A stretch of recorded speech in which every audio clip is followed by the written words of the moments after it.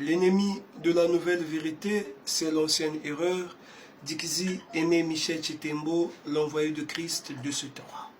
Ce soir, nous allons continuer notre thème sur lequel nous sommes tentés de s'étaler.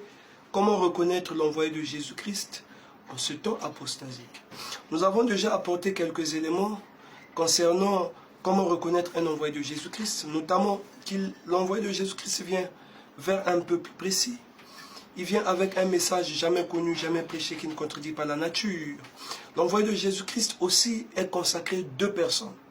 L'envoyé de Jésus-Christ n'est consacré deux personnes. Il est établi par le Seigneur Jésus-Christ lui-même, qui lui confie une mission qu'il va accomplir vers un peuple précis. Alors aujourd'hui, nous allons prendre encore quelques éléments. Nous constatons aujourd'hui la prolifération des pasteurs. C'est-à-dire qu'un pasteur qui se dit envoyé de Jésus-Christ établit son serviteur, son fils dans la foi, pasteur, apôtre, et lui demande d'aller ouvrir son église.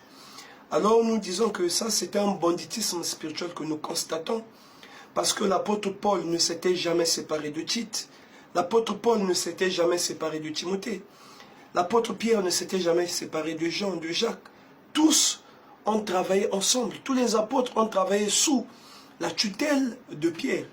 Et tous ceux qui étaient avec Paul ont travaillé sous la tutelle de l'apôtre Paul. Pourquoi aujourd'hui nous avons de ces pasteurs-là qui consacrent des pasteurs pour leur demander d'aller ouvrir les églises? Nous ne comprenons plus qu'est-ce qu'une église.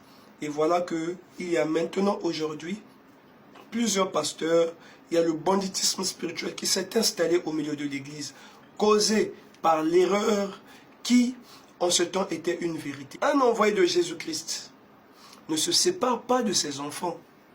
Un envoyé de Jésus-Christ est le ministre établi par Dieu lui-même. Il est le ministre, il est le cerveau. Ses enfants sont des membres.